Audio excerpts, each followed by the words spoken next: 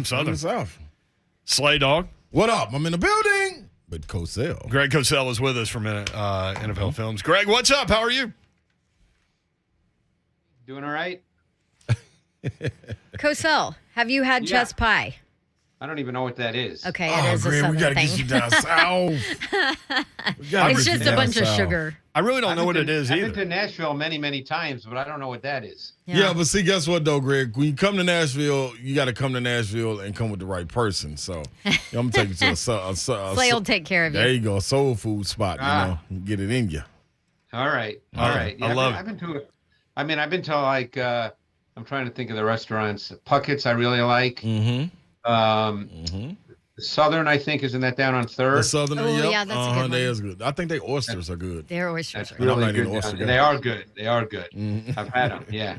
Okay. I've been to a few spots. I like that, Greg. NFL draft coming up 2 weeks from tonight, and we've broken it down with Cosell positionally today. Linebackers. So as a group, would this linebacker class be compared to like the Southern of like Nashville restaurants?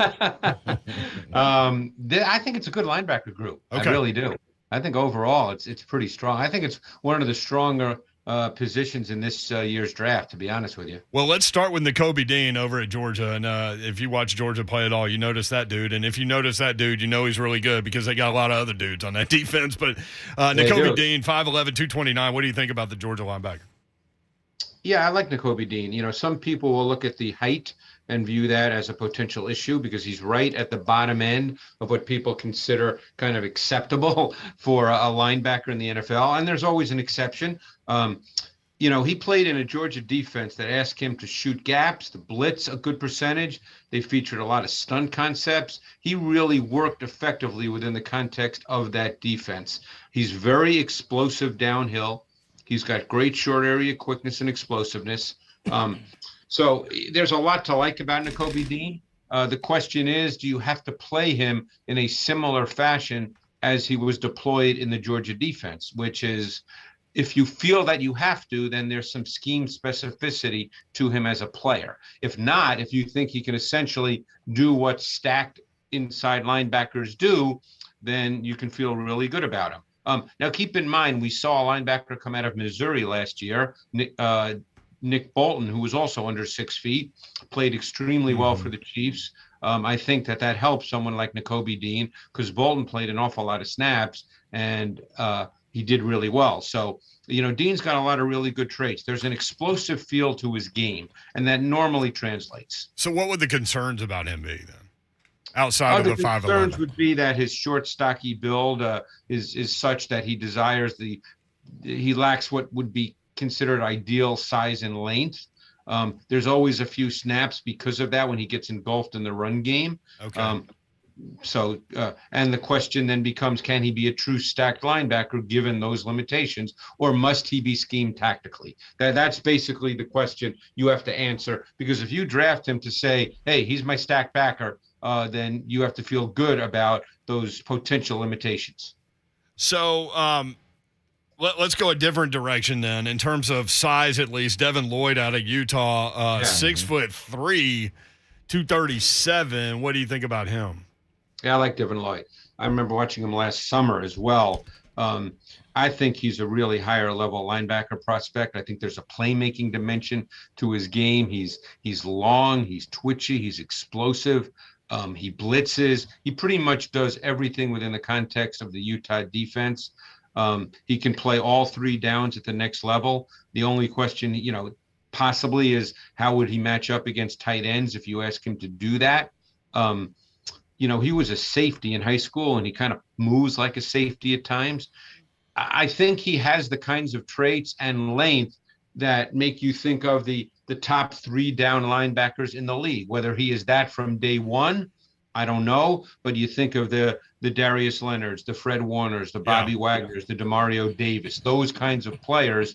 And I think Lloyd has the physical and athletic attributes that make you think of those kinds of players. Man, I love Demario Davis, man. I love watching that guy play for years. He's a really good player. Yeah. Really good player.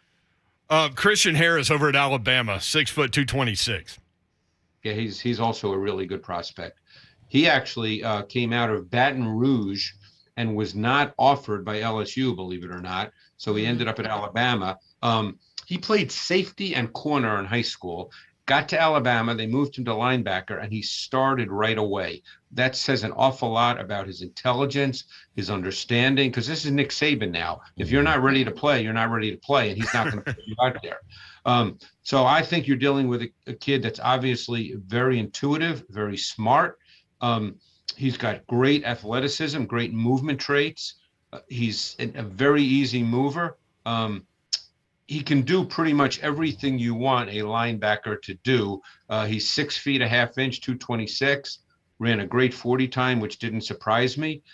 My sense with Harris would be he's an ascending player, given that he did not play linebacker until he got to Alabama. Yeah. And his transition to the position has been pretty comfortable. So you have to think he's only going to get better and better. I'm always fascinated by, maybe smaller school guys. Troy Anderson, Montana State, 6'4", 233. Didn't he play like every position possible for them at some point? Played quarterback, he played running back, and then this year, starting last year, he played a lot of linebacker. This year, he became a full-time linebacker. And obviously, that's what he can play at the next level. That's what he will play at the next level. Yeah. He had a superhero combine performance, which got him on everybody's radar. The public's radar. Obviously, scouts know about him. He's got really good size, 6'3.5", 243. He was at the combine. Great length, really good athleticism and speed. He's rangy. He can make plays sideline to sideline. I thought he showed great spatial awareness to play zone coverage underneath.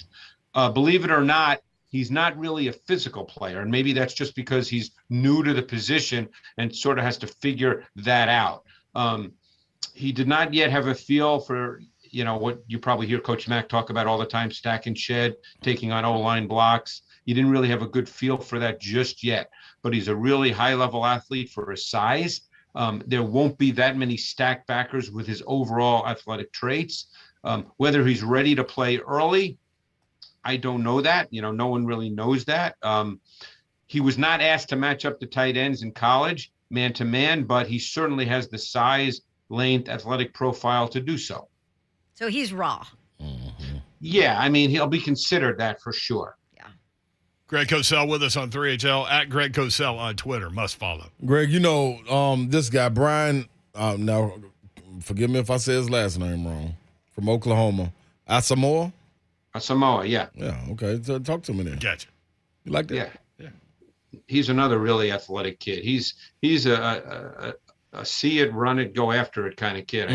That's see it, get it. That's what Brian Asamoah is, and I liked his tape. He's a really good prospect as well.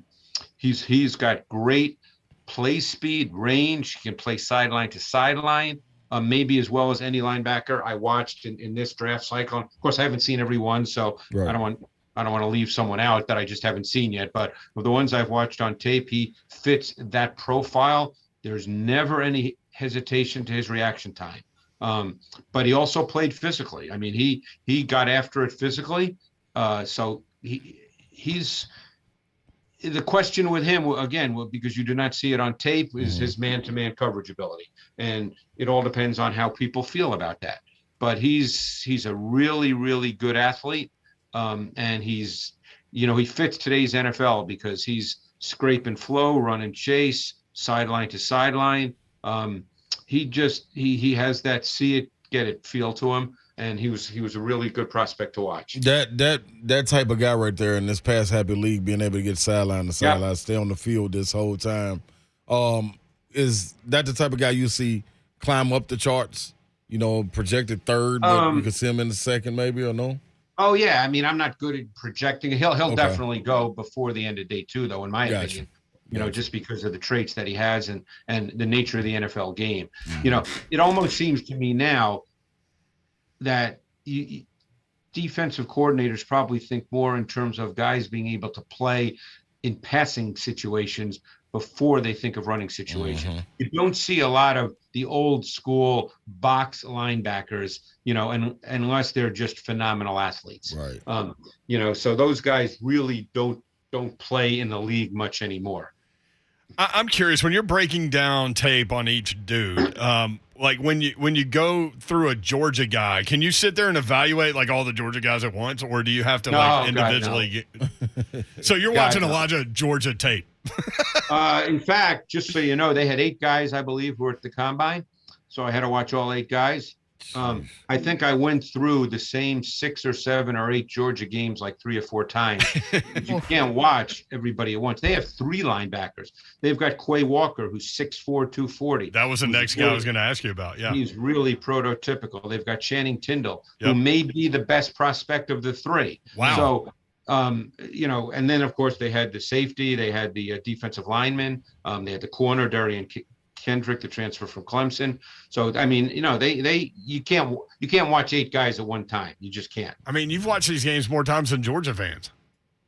I don't know about that. I think they're a little crazy about their football in the SEC, but yeah, no, I've seen a lot of George. I've seen a lot of Georgia defense. Well, but Quay Walker, getting to Quay Walker, yeah, he's prototypical now. He's 6'4", he's 240, really good athlete, great testing numbers. He's got outstanding size, length, play speed, and range. Really good with what we call key and diagnose. I think he's a stack backer with the full complement of traits. I think he's one of the best stack linebacker prospects in this draft class. Are you starting to see on tape linebackers that are better in pass coverage skills coming out now because of all the passing they see with 7-on-7 stuff and with the throwing in the college game too? Well, they tend to be much better in playing underneath zone because more teams play zone than man. In the NFL, you'll see a lot more man, which is why it's always a little bit of a projection as to whether a lot of linebackers can match up to tight ends. But in college, you see more zone. And so these guys have to play underneath zone coverage, and they start to develop a better feel for spatial awareness and all those things that you need to do to play underneath zone coverage. Somebody on Twitter asked us to ask about Western Kentucky's linebacker. Is that D'Angelo Malone? Yeah, Malone. Is that? I'm assuming that's who they're talking about. He's an edge guy, right? Kind of.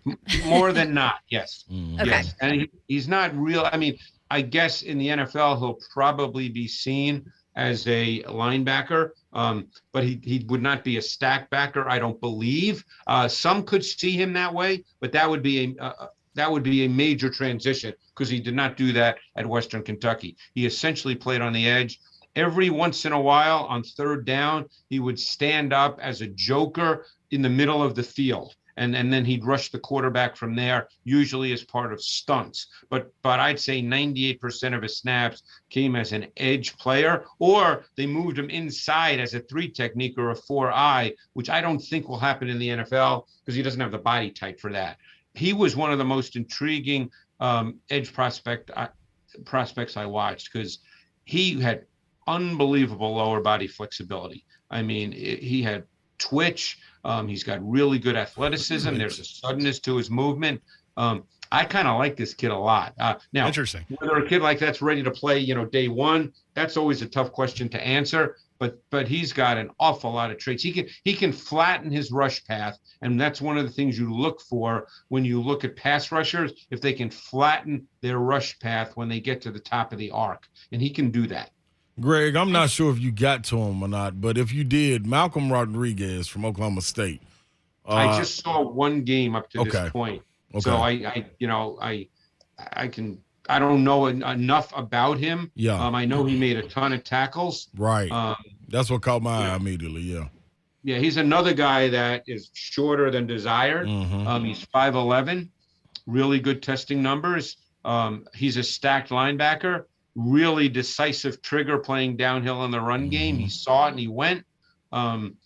He beat offensive blocks before they could line him up a number of times in what I've seen up to this point because his downhill reactions were so quick. but he's very straight line linear, Ron. Gotcha. You know, I don't think he has a lot of lateral twitch and change of direction. He's very straight line. Okay. Well, let's hit on, before we get out of here, let's hit on Channing Tindall. You mentioned he may be the best prospect of the Georgia linebacker, 6'2", 230. What leads you down that path? This guy is sideline to sideline explosive, play speed and range. Constantly made plays outside the hashes. The other thing is they used him as a pass rusher when they got to third downs and passing situations, and he can rush the quarterback. But he also played really well in the box in the run game. He's kind of got a compact, coiled feel to his movement, really good balance and body control, kind of a tight body. You know, he's very compact in the way he moves. I think there's a lot to like about his game. He'll be a starting stack linebacker in the NFL sooner than later with great sub-package versatility as a movable chess piece who can rush the quarterback. I mean, I really enjoyed watching this kid. He was the last of the three I watched, and the other two were really good. And then I watched this kid, and I was like, wow, I really like this kid a lot. It's hard to make plays on that defense, man. You got to be quick to the ball, that's for sure. Well, the thing is, too, is that nobody plays every snap because they've got so many 5-stars who have to play, you know, and I'm sure he's bringing 20 more in this year. So, yeah, nobody plays every snap. A few guys, I mean, obviously, normally corners do. Darian Kendrick probably did. The safety Lewis Seen probably played, you know, almost all the snaps. But linebackers and D linemen did not play all the snaps. Well, the draft 2 weeks away. So next week we'll finish up our positional analysis with Greg Cosell with the secondary, and then that'll leave us draft day to hit on what's going on that day. Thank you, Greg. Great stuff, man. Always appreciate you. All right, guys, appreciate it. Thanks. All right, at Greg Cosell, must follow with NFL Films, among others. The Install, the podcast you need to check out with Greg Cosell and Buck Rising.